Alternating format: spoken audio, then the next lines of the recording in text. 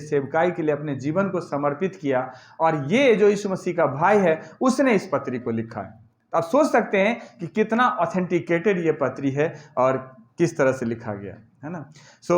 ये पत्री यरूशलेम से लिखा गया और करीब 68-70 के आसपास, जिस टाइम यरूशलेम का मंदिर तोड़ा गया था उसी के आसपास ये पत्री लिखा गया, शायद उससे पहले, कुछ समय पहले लिखा गया है। और बहुत सताव थी जिस वजह से ये लिखा गया। दो तरह से सताव थी इस कलीसिया के ऊपर। पहली जो सताव थी वो झूठे शिक्षक घुस आए थे, और दूसरी सताव जो थी, जो रोमी साम्राज्य है उसके तरफ से भी सताव थी, और बहुत ही विपरीत परिस्थितियां थी जिसके वजह से लोग विश्वास से भटकना शुरू कर दिया था। ये एक सार्वजनिक पत्री है। अभी हमने यूहन्ना के पत्रियों को पढ़ा तो उसमें देखा है कि कोई इंडिविजुअल है, कोई एक बंदे को लिखा हुआ है, तो इस तरह से हमने देखा। लेकिन ये पत्री विशेष रूप से इस बात पर जोर देता है कि सबके लिए, सारे विश्वासियों के लिए ये पत्री विशेष रूप से लिखा गया है ना। ये एक सिर्फ जितनी पत्रियां हैं बाइबल के नए नियम के अंदर, उसमें सबसे एक ये विशेष पत्री है जो सबसे हटकर बातें करता है। अर्थात ये उन लोगों को संबोधित करता है जो लोग विश्वास से भटक जाते हैं, विश्वास से भटक जाते हैं। प्रभु के साथ चलना तो सही शुरू करते हैं, लेकिन जब संसार में सताव होता है, वचन के वजह से उन्हें कुछ सुनना पड़ता है, कुछ सहना पड़ता है, विश्वास के वजह से उन्हें बहुत सारी बात को झेलना पड़ता है, तब वो एक आसान रास्ता को चुनता है, और वो रास्ता है पीछे हटने का, वो रास्ता है पीछे हटने का। और तभी ये यहूदा इस बात को याद दिलाता है कि कितना भीषण न्याय होगा उन लोगों के लिए जो या तो यीशु को जाना नहीं या यीशु को जान करके पीछे हट जाते हैं। उसके लिए कितना भीषण न्याय है जिसका जिक्र यहां पर किया जाता है। और अभक्ति लोगों का न्याय किस रीति से किया जाएगा उसके ऊपर यह पत्री जोर डालता है, और कहता है विश्वासियों को कि तुम पीछे हटने के बजाय उन समस्याओं का सामना करने के लिए दृढ़ हो जाओ। अगर आप सच्चे हो तो बुराई का सामना करने में क्या प्रॉब्लम है? हम जब झूठे होंगे तभी तो हम भागेंगे फील्ड छोड़कर। अगर हम में सच्चाई है तो हम फील्ड छोड़ के क्यों भागें? हमें वहां दृढ़ होना है, अड़ना है और जवाब देना है, क्योंकि हम परमेश्वर की ओर से हैं। और सताव होगा।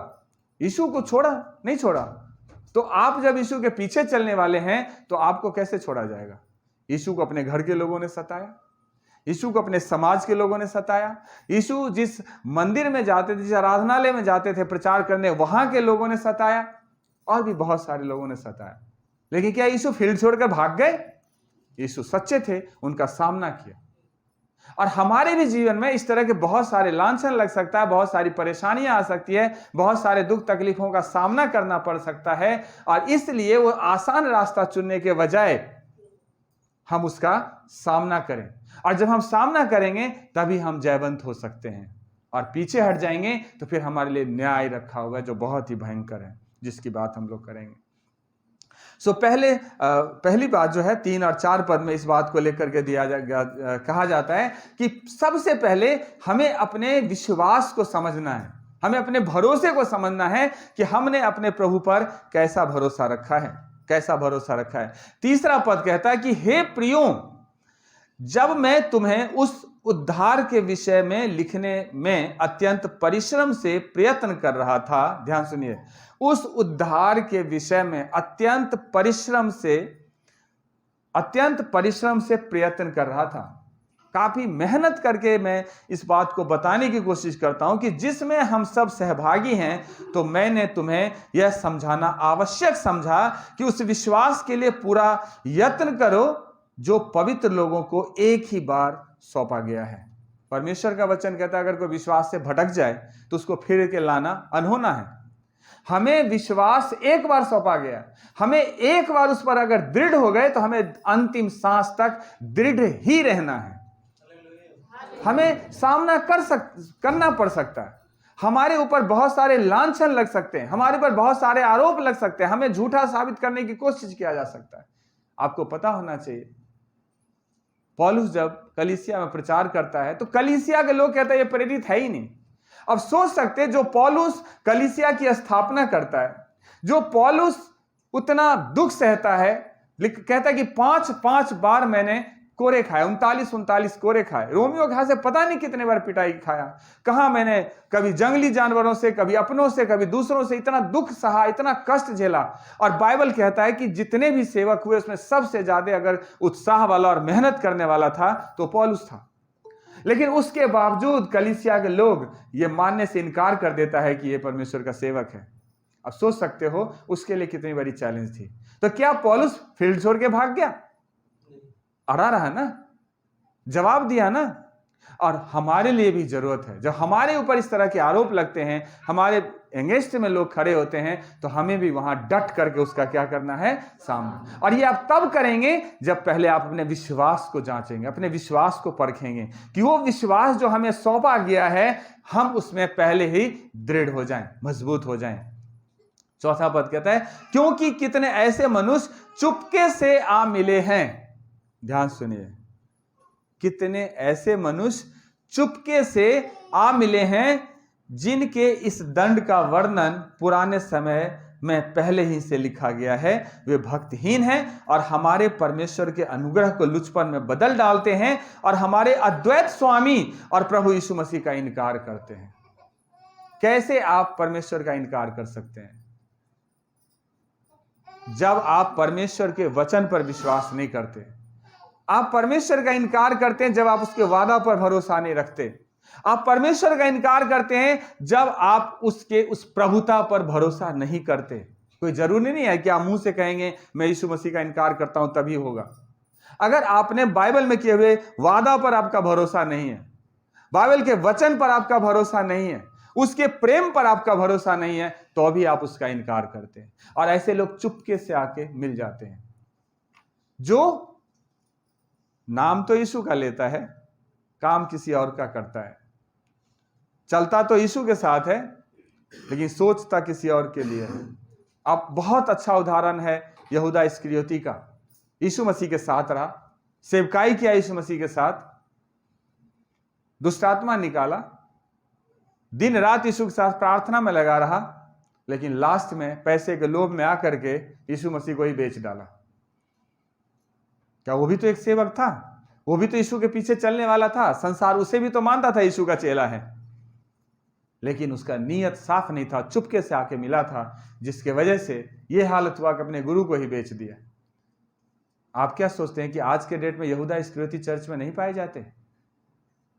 आज भी हैं, जो परमेश्वर के वचन पर भरोसा नहीं रखते, जो परमेश्वर के वचन के अखंडता पर भरोसा नहीं रखते, उस इंटीग्रिटी पर भरोसा नहीं रखते जो उसने बोला है। और इसलिए मेरे प्रिय जरूरी है कि हम अपने विश्वास को पहले परखें कि हमने जिस ईश्वर पर भरोसा किया है, क्या वो उसके प्रति हम विश्वास योग्य हैं या नहीं हैं। और उसके प्रति हमें विश्वास योग्य होना है। लोग क्या बोलता है कोई फर्क नहीं पड़ता, परमेश्वर क्या सोचता है उससे हमारे जीवन पर फर्क पड़ना चाहिए, उससे हमारे जीवन पर फर्क पड़ना चाहिए। दूसरी बात, हमें पाप के खतरा को भी समझना है कि पाप कितना खतरनाक है, हमें इस बात को भी समझना है। मेरे प्रिय एक बात अच्छी तरह से नोट कर लो, अच्छी तरह से नोट कर लो। जब यीशु जो परमेश्वर का प्रिय पुत्र है, जब यीशु पर पाप लाद दिया गया तो परमेश्वर ने अपने प्रिय पुत्र को भी त्याग दिया, अपने प्रिय पुत्र को भी त्याग दिया।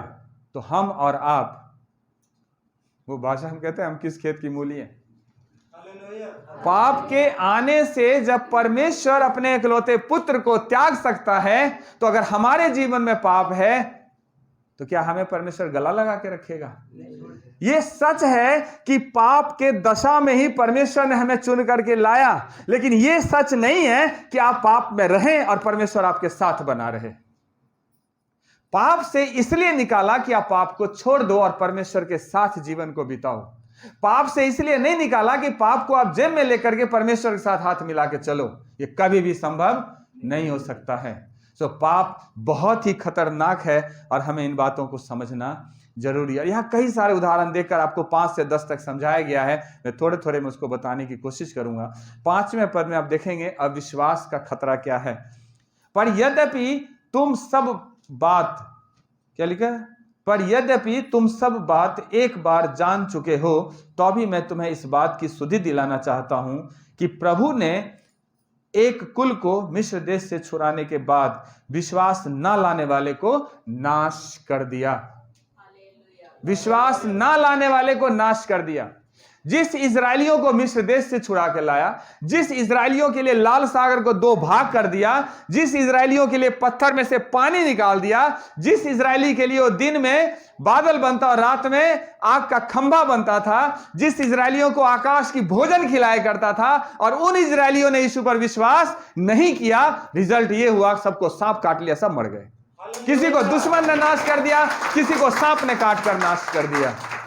इसलिए मेरे प्रिय ध्यान से सुनिए, परमेश्वर आशीष देता है, चंगाई देता है, सब कुछ देता है, अद्भुत काम आपके जीवन में करेगा, लेकिन आप विश्वास योग्य नहीं रहेंगे तो आपको लेकर नहीं चलेगा, आपको लेकर नहीं चलेगा। पाप परमेश्वर को पसंद नहीं है। पापी पसंद है, पाप पसंद नहीं है। पापी इसलिए पसंद है कि पाप छोड़ सकता है। पाप इसलिए पसंद नहीं है कि वो बहुत घृणित है और हमें उससे निकल के आना है, हमें उससे निकल के। छठा पद कहता है बलवा करने के वजह से निकाल दिया गया, बाहर कर दिया गया। 6 पद में लिखा हुआ है, फिर जिन स्वर्गदूतों ने अपने पद को स्थिर न रखा वरन अपने निज निवास को छोड़ दिया, उसने उनको भी भीषण दिन के न्याय के लिए अंधकार में जो सदा काल के लिए है बंधनों में रखा है। जिस स्वर्गदूत को परमेश्वर ने बनाया अपने सामने उपस्थित रहने के लिए, जिस स्वर्गदूत को पूरा अधिकार दिया गया, सारे स्वर्गदूत उसके अधीन किए गए, पूरे स्वर्ग का ब्लूप्रिंट जिसके हाथ में दिया गया, जिसको परमेश्वर के सामने उपस्थित होने का अधिकार दिया गया, जिसको सारे मतलब हिसाब दिया गया। जनरल मैनेजर लूसीफर परमेश्वर का जनरल मैनेजर था, सब कुछ उसके हाथ में था, परमेश्वर के सिंहासन के सामने उपस्थित रहता था। लेकिन लेन देन की गड़बड़ी के कारण जब वो ये कहता है कि मैं परमेश्वर के सिंहासन के सामने अपना सिंहासन बनाऊंगा, तो परमेश्वर ने उसे स्वर्ग से फेंक दिया पृथ्वी पर, स्वर्ग से पृथ्वी पर फेंक दिया, पतित बन गया, बांध दिया। जिस स्वर्गदूतों ने उसमें से मन फजा लिया, तब भी उसको बांध दिया अधोलोक में, बोला तब तक तेरा न्याय नहीं होगा जब तक मनुष्यों का न्याय नहीं हो जाएगा जिसके विरोध में तू उठा था। मेरे प्रिय, जब हम परमेश्वर के विरोध में उठते हैं तो परमेश्वर हमें नहीं बख्शेगा। परमेश्वर के विरोध में उठने का मतलब जो स्थान परमेश्वर का है वो स्थान हम परमेश्वर को नहीं देते। खुद ही हम समझदार बन जाते हैं, खुद ही हम सब कुछ करने लग जाते हैं। लूसीफर ने क्या किया? इतना अच्छा स्वर्ग मनुष्यों को रहने के लिए दे देंगे, और परमेश्वर से बात करने के लिए क्या मैं परमेश्वर के सिंहासन के सामने अपना सिंहासन नहीं बना सकता? मैं किस बात में परमेश्वर से कम हूं? तब परमेश्वर उसे समझाया कि तू किस बात में कम है, और फेंक दिया स्वर्ग से नीचे। घमंड बहुत खतरनाक चीज होता है। परमेश्वर से बलवा करना बहुत खतरनाक होता है और हमें उससे भी बचने की जरूरत है। 7वीं पद कहता है कि जिस रीति से सदोम और गमोरा उसके आसपास के नगर जो उसकी समान बेविचार हो गए थे और पराये शरीर के पीछे पड़ गए थे, आग में अनंत दंड में पड़कर दृष्टांत ठहरे। सदोम और गमोरा के बारे में हम लोग जानते हैं। वो लोग पाप में जीवन को डुबा लिया था। इतना पाप कि पाप उनका लाइफ स्टाइल बन गया था। जब लूत के घर पर कुछ अतिथि आए थे तो लुच्चे लोग कुछ आ गए और बोला, कह रहा कि इनको बाहर निकालो, इन पुरुषों के साथ हम शारीरिक संबंध बनाएंगे। लूत ने कहा, मेरे 2 जवान बेटियां हैं, तुम उनके साथ जो करना चाहते हो करो, लेकिन ये मेरे अतिथि हैं। कहता है ना, अतिथि देवो भव, ये हमारे अतिथि है, हम इसको किसी भी रीति से तुम्हारे बीच में नहीं दे सकते। लेकिन क्या नहीं, हमें पुरुषों के साथ संबंध बनाने, पुरुष के साथ शारीरिक संबंध बनाने के लिए कामातुर में डूबे पड़े हैं। इतना पाप वहां बढ़ गया और परमेश्वर इस बात को बर्दाश्त नहीं किया और वहां आग और गंधक की बारिश हुआ। और ऐसी बारिश हुआ जी आज भी वो पूरा सदोम गमोरा का एरिया डेड सी कहलाता है, मृत सागर कहलाता है। कुछ नहीं है वहां पर, पानी के अंदर जानवर तक नहीं है। ऐसा जगह बन गया, जगह मर गया बिल्कुल बुरी तरह से। वो दृष्टांत है। अगर हमने मन नहीं फिराया, हम भी अगर उसी पाप के समान जीवन को बिताएंगे, हम भी अगर परमेश्वर से बलवा करेंगे, हम भी अगर परमेश्वर के पवित्रता पर भरोसा नहीं रखेंगे, तो परमेश्वर का न्याय हमारे सामने खड़ा है। मेरे प्रिय, जरूरत है हम अपना जीवन प्रभु में समर्पित करें। लोग क्या बोलता है कभी ध्यान मत दो, परमेश्वर क्या बोलता है उस पर ध्यान दो। हमेशा इस बात को ध्यान रखिए। 8वें पद को जब पढ़ेंगे तो वहां लिखा है, एक वहां भी शारीरिक इमोरैलिटी की बात, अनैतिकता की बात करी गई है। इसीलिए इसे स्वप्नदर्शी भी अपने अपने शरीर को अशुद्ध करते हैं, और इसीलिए लिखा है और ऊंचे पद वाले को भरा बुरा कहते हैं। ऊंचे पद वाले, ऊंचे पद वाले आपके सांसारिक ऊंचे पद वाले हो सकते हैं, आपकी आत्मिक ऊंचे पद वाले हो सकते हैं। दूसरे धर्मों में अगर देखेंगे ना, तो जो उनके गुरु होते हैं उनको ईश्वर के समान मानते हैं, है ना। लेकिन बड़े दुख की बात है कि चर्च के अंदर जो गुरु होता है, जो परमेश्वर के वचन की सेवकाई करता है, बाइबल कहता है दोहरे आदर के योग्य होते हैं, लेकिन सबसे ज्यादा लोग बलवा पास्टर से ही करता है। सबसे ज्यादा वो ऊंचे पद वाले को भी बुरा भला कहने में नहीं शर्माते। उनमें खट से कमियां गिना देगा, खट से कमियां निकाल लेगा। परमेश्वर का चुना हुआ जन है, अपने मर्जी से खड़ा नहीं होता। उसकी आदर करना सीखो, उसका इज्जत करना सीखो, है ना। और ये सब नहीं करेंगे तो यहाँ स्वप्नदर्शी है, ये भी वही एक धार्मिक गुरु के रूप में है, लेकिन इसने अपने शरीर का नुकसान किया। और ऊंचे पद वाले को भी बुरा भला कहने से नहीं हड़बड़ाते, और ये बहुत ही खतरनाक पोजीशन होता है। हम लोग प्राइम मिनिस्टर, चीफ मिनिस्टर को बुराई भलाई करने में एक चूक नहीं करते। जहां भी जिस चौराहे पे खड़ा हो जाओ, इन्हीं की बात होती है, ये ऐसा, ये वैसा, वैसा। अरे आपसे घर तो संभालता नहीं है, वो बेचारे देश संभाल रहे हैं। देश संभालने वालों को टेंशन नहीं होता। आप घर संभालते हैं तो 10 घंटे 12 घंटा ड्यूटी करते हैं, जो इंसान पूरा देश संभालता है उसके सर पर कितना टेंशन होता है। लेकिन हमें थोड़ा भी परेशानी नहीं, हिचक नहीं होता। हम बैठ जाते हैं चौक चौराहे पर और उनकी बुराइयां शुरू कर दे। उनको देश चलाने नहीं आता, उन्होंने ये कर दिया, उन्होंने ये कर दिया, उन्होंने ये कर दिया। और ऐसे लोगों को मैं पूरे विश्वास के साथ कहता हूं, अगर इन्हें वहां बैठा दिया जाए 1 घंटे के लिए तो हार्ट अटैक आ जाएगा सारी बातें सुनकर। लेकिन बुराइयां करने में हमें वो नहीं होती। परमेश्वर का वचन कहता है कि किसी भी रीति से ऊंचे पद वालों की बुराई मत करो। परमेश्वर ने उसे वहां ठहराया है, कुछ सोच के ठहराया है। परमेश्वर खुद हिसाब ले लेगा अगर वो परमेश्वर के इच्छा के विरोध में काम करेगा। हमें और आपको एक विश्वासी होने के लिए जरूरत है। हम सिर्फ उनके लिए प्रार्थना करें कि प्रभु उन्हें बुद्धि दे, समझ दे, ज्ञान दे, ताकि जो जिम्मेवारी उन्हें दिया गया उनको सही से वो निभा सके, सही से निभा सके। मेरे प्रिय 9 पद कहता है कि प्रधान मिकाएल भी, है ना, लिखा है, देखो स्वर्ग एक स्वर्गदूत है मिकाएल, जो आर्क एंजल्स कहा जाता है। लेकिन जब मूसा के लोथ को लेकर वाद विवाद शैतान से हुआ, तभी भी अगर चाहता तो ये जवाब दे सकता था, लेकिन कहा कि प्रभु तुझे डांटे। एक आर्क एंगल है, आर्क एंजल है, आज हमारी रक्षा करता है, हमारी मदद करता है, हमारे लिए युद्ध को लड़ता है, लेकिन वो भी बुरा भला नहीं बोला, वो भी प्रभु पर छोड़ दिया। फिर हम छोटी छोटी बातों पर आपस में क्यों लड़ते हैं? क्यों हम छोटी छोटी बातों पर आपस में उलझते रहते हैं? ये सब मेरे प्रिय प्रभु के सामने है, इसलिए हमें इन सारी बातों में सावधान रहने की जरूरत है, सावधान। और 10 पद कहता है कि पर ये लोग जिन बातों को नहीं जानते उनको बुरा भला कहते हैं, पर जिन बातों को अचेतन पशु की नाय स्वभाव ही से जानते हैं उनमें अपने आप को नाश करते हैं। अचेतन पशु, जो जानवर है, वो भी बहुत सारी बातों को समझता है, बहुत सारी बातों को समझता है। लेकिन हम लोग मनुष्य होकर के भी और सब बात जानते हुए भी ऐसे अनजान बन जाते हैं जैसे हमें पता ही नहीं, और हम दूसरे को बुरा भला कहते हैं। इसलिए हम सब के लिए जरूरत है कि हम अपने मुंह और माइंड, माउथ और माइंड, मुंह का और सोच का क्या करना है? रक्षा करना है ना। होशियार लोग कहता है जो अपने वचन पर कंट्रोल रखते हैं नगर को जीतने के बराबर रहता है। हम सब के लिए जरूरत है कि हम अपने जुबान को भी कंट्रोल रखें और अपनी सोच को भी क्या रखें? कंट्रोल रखें, है ना। नहीं तो गड़बड़ हो जाएगा, नहीं तो गड़बड़ हो जाएगा। तीसरी और अंतिम बात जो है, अभक्त लोगों के लिए कैसा न्याय रखा हुआ है उसको भी हमें जानना जरूरी है। पाप का खतरा मैंने बता दिया। अब अभक्ति लोग जो हैं, जो परमेश्वर को नहीं मानते या विश्वास से फिर जाते हैं, उनके लिए कैसा खतरनाक न्याय रखा है उसको भी समझ लीजिए। ये 11 से लेकर 16 तक है और 11 पद में लिखा है, उन पर हाय कि वे केन किसी चाल चलते। क्या लिखा है? उन पर हाय, एक श्राप है जो केन किसी चाल चलते। केन ने क्या चाल चला? मार दिया। क्यों मारा? परमेश्वर के भवन में, परमेश्वर के वेदी पर हाबिल भी भेंट लेके गया, केन भी भेंट लेके गया।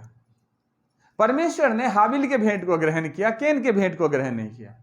तो केन के लिए जरूरी यह था कि मैं अपने में कमी ढूंढूं कि आखिर क्या कारण था कि परमेश्वर ने मेरी भेंट को ग्रहण नहीं किया। लेकिन वो करने के बजाय वो अपने भाई को मारने के लिए उलझ गया कि परमेश्वर इसकी भेंट को ग्रहण किया, मेरे भेंट को ग्रहण नहीं किया, इसलिए इसको मार ही दूंगा। और हमारी भी सोच ऐसी होती है। केन को चाहिए था कि परमेश्वर के पास जाते, प्रभु से क्षमा मांगते और बोले, हे प्रभु हमसे क्या गलती हो गया, क्या कमी हो गया कि आपने मेरे भेंट को ग्रहण नहीं किया। लेकिन परमेश्वर के पास जाने के बजाय, प्रभु से प्रार्थना करने के बजाय अपने भाई को मारने का फैसला ले लिया। मेरे प्रिय, सवाल यह है कि क्या हम भी केन के समान तो नहीं सोचते हैं? और फिर परमेश्वर के श्राप का सामना करना पड़ा केन को। भेंट तो लेके आया था,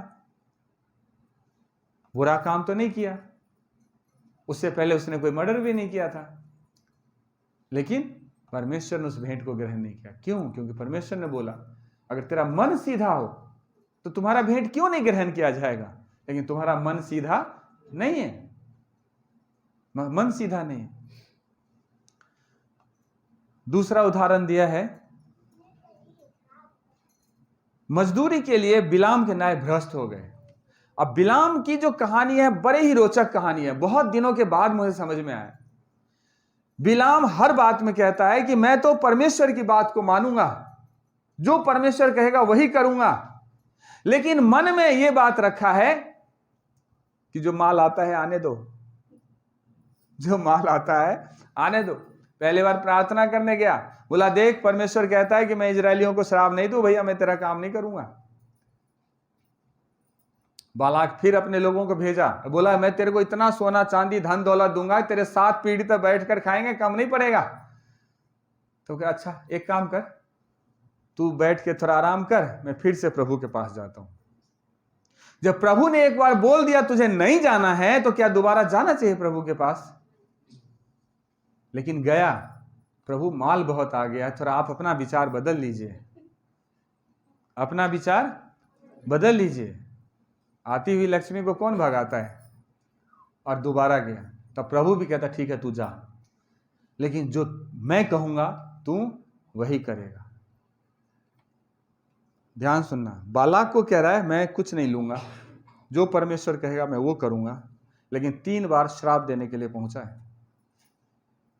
3 बार श्राप देने के लिए पहुंचा है। बोलता है परमेश्वर के लिए और करता है दूसरे के लिए। ये बहुत ही खतरनाक पोजीशन होता है।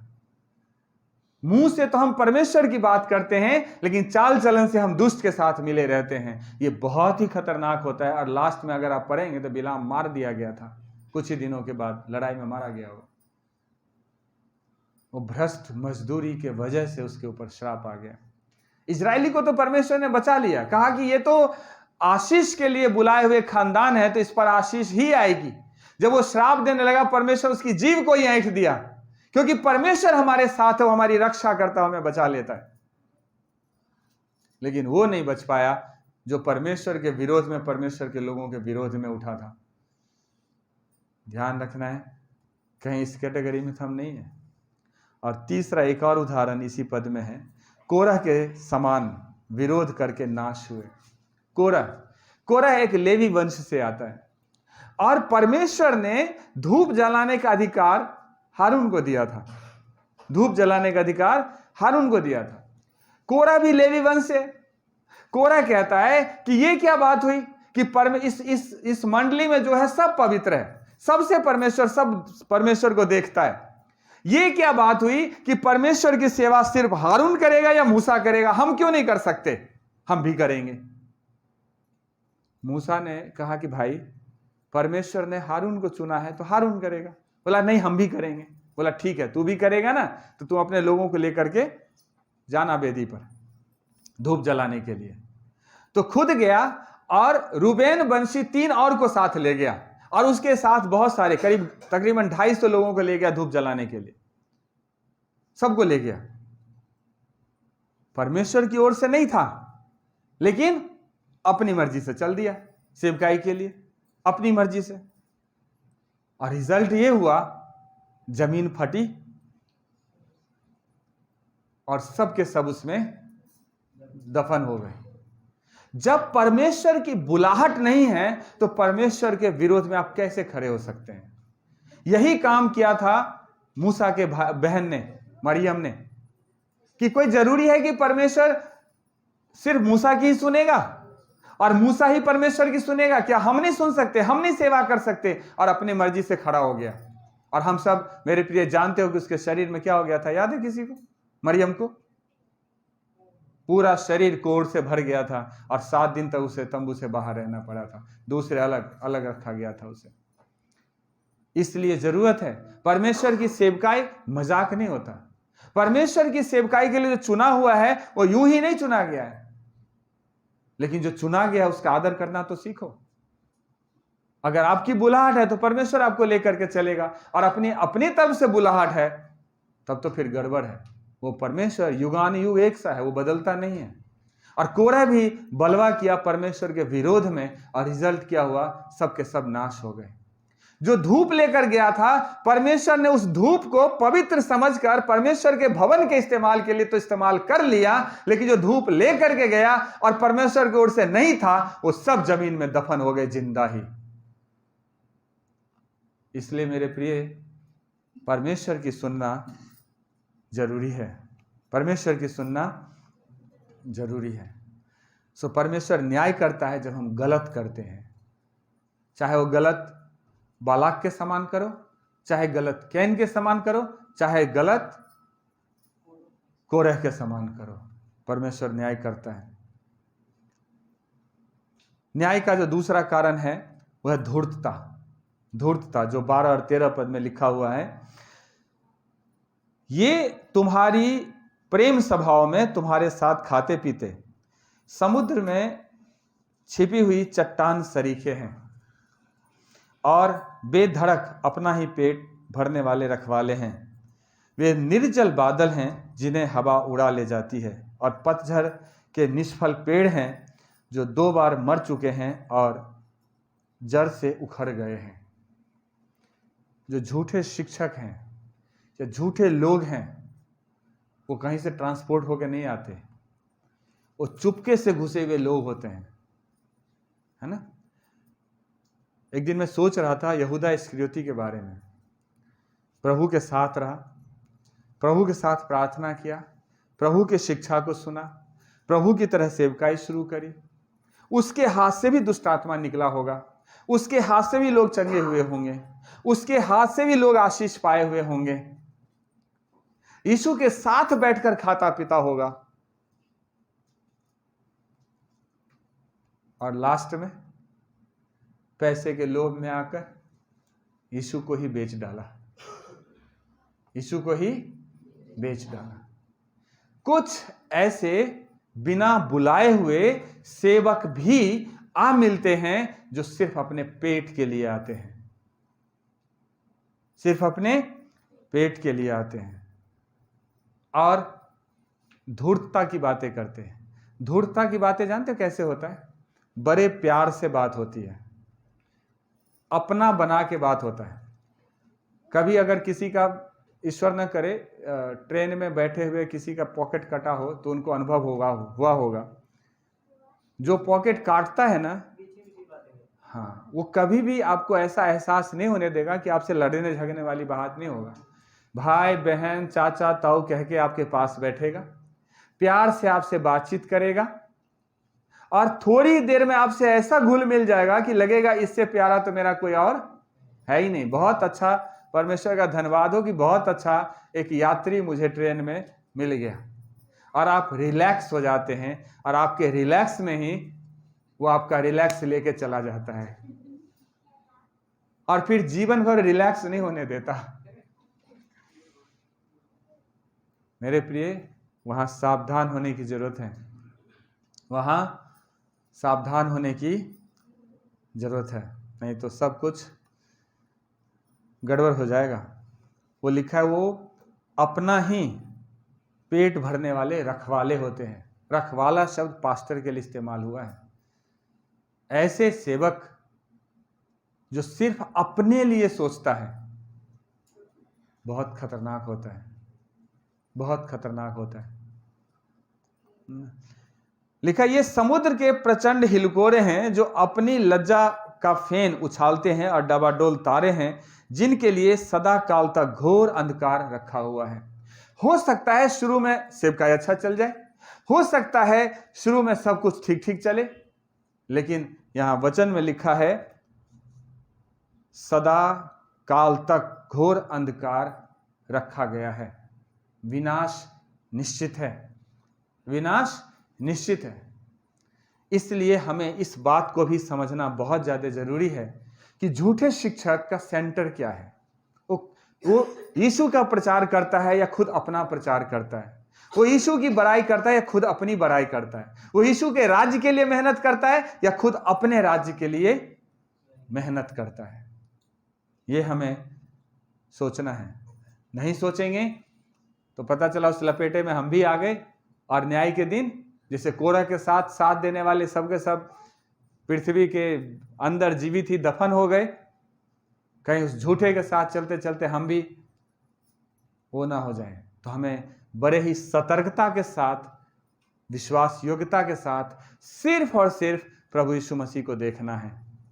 मनुष्य पर भरोसा मत रखिए मेरे प्रिय। भरोसा रखना है तो उस पर रखिए जिसने आपके लिए कोड़े खाया, जो आपके लिए क्रूस पर चढ़ गया, जो जिसका आपके खातिर लहू बहा, सिर्फ उस पर भरोसा रखिए। लोग क्या कहता है, क्या सोचता है, उससे हमारा कोई ताल्लुक नहीं रखना चाहिए। प्रभु क्या सोचता है वो है, तभी आप सफलता की तरफ बढ़ेंगे। 14 से लेकर 16 तक इस बात पर जोर दिया गया है कि ऐसे अभक्ति लोगों का स्वभाव कैसा होता है। थोड़ा सा इस पर दिया गया, ध्यान से सुन लीजिए। लेकिन शुरुआत किया है एक अच्छे धर्मी, एक अच्छे विश्वासी से जिसका नाम हनोक है। लिखा है कि आदम के 7वें पीढ़ी में था, और हम सब जानते हैं कि करीब 300 साल तक परमेश्वर के साथ साथ चला, और पहला मनुष्य है सृष्टि में जो जीवित उठा लिया गया था। सृष्टि का पहला मनुष्य है जिसे परमेश्वर ने जीवित उठा लिया था। और उसकी गवाही यहां देते हुए आगे कहता है कि वो सबका न्याय करे और सब भक्तहीनों को उनके अभक्ति के सब कामों के विषय में जो उन्होंने भक्तिहीन होकर किए हैं, और उन सब कठोर बातों के विषय में जो भक्तिहीन पापियों ने उनके विरोध में किए हैं, दोषी ठहराए। भक्तिहीन भक्तिहीन भक्तिहीन बार बार लिखा हुआ है। भक्तिहीन का मतलब है कि जब हम परमेश्वर के वचन के अनुसार जीवन को नहीं जीते हैं। भक्तिहीन का मतलब है जब हम परमेश्वर के उन बातों पर विश्वास नहीं करते हैं, तो वो हमारे लिए बहुत ही खतरनाक होता है, बहुत ही खतरनाक होता है। हनोक ने परमेश्वर का आदर किया, परमेश्वर को पहला स्थान दिया, परमेश्वर के साथ चला, और परमेश्वर ने उसको जीवित उठा लिया। क्या हमारा जीवन वैसा है या नहीं है? अगर वैसा नहीं है तो हमें सुधरने की जरूरत है ना। 16 पद में लिखा है, दुष्ट लोगों के बारे में लिखा है, वे तो असंतुष्ट हैं। जो अभक्ति लोग होते हैं उसके अंदर असंतुष्टि होता है ना, और के चाहत में रहता है, और के चाहत में लगा रहता है। कुरकुराने वाले होते हैं। प्रभु जो आशीष देता है उसके लिए धन्यवाद नहीं होती उनके पास, लेकिन जो मांगा और अभी तक नहीं मिला है उसके लिए कुरकुराते हैं। इजरायली को जब मिस्र देश से निकाल के लाया तो परमेश्वर को इस बात के लिए धन्यवाद नहीं दिया कि प्रभु तूने लाल सागर को 2 भाग किया, इस बात के लिए धन्यवाद नहीं दिया कि पत्थर से पानी निकाला, इस बात के लिए धन्यवाद नहीं दिया कि मन्ना और बटेर मिली खाने को, बल्कि कुरकुराते क्या है, हे मूसा, क्या मिस्र देश में कब्रें नहीं थी कि तू हमें मारने के लिए जंगल में ले आया, और खाने को क्या है ये मन्ना?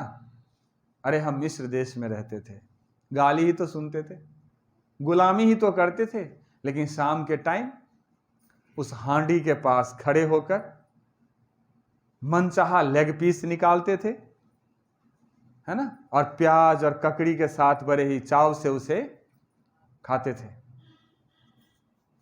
है ना। ये पाप की जीवन है जो परमेश्वर के कामों को धन्यवाद देने के बजाय असंतुष्टि में, कुरकुराने में जीवन बिताना बहुत खतरनाक है। और अपनी अभिलाषा में चलते हैं और मन के घमंड की बातें बोलते हैं, और वे लाभ के लिए मुंह देखी बड़ाई क्या करते हैं। ये भी एक बहुत खतरनाक है। लाभ के लिए मुंह देखी बड़ाई करते हैं। मुझे आपसे कुछ आशा है पाने के लिए, तो आपसे हमें कुछ तब मिलेगा जब मैं आपकी बड़ाई करूंगा। अरे दीदी आप बहुत अच्छे हैं, आप ये हैं, आप वो हैं, भैया आप बहुत अच्छे हो, आप ये हो वो हो। आपकी इतनी बड़ाई कर देंगे कि जाते टाइम जरूर कुछ ना कुछ। ये सब बहुत ही खतरनाक पोजीशन है। सो मेरे प्रिय, 3 बातें हमने बताया, और खास करके ये अभक्ति लोगों के लिए है जो न्याय होगा। हमें जांचना है कि हम कहाँ हैं। पहली बात, हमें यह जानने की जरूरत है कि हमारा विश्वास प्रभु में कैसा है। क्या मनुष्य हमारे विश्वास पर आघात कर देता है, चोट करके हम प्रभु से हमें दूर कर देता है, या हम मनुष्यों की नहीं सुनकर प्रभु की सुनते हैं? पहली बात। दूसरी बात, पाप के खतरनाक पोजीशन को जानना हमारे लिए बहुत ज्यादा जरूरी है, नहीं तो पाप में बड़े आसानी से भाग जाएंगे।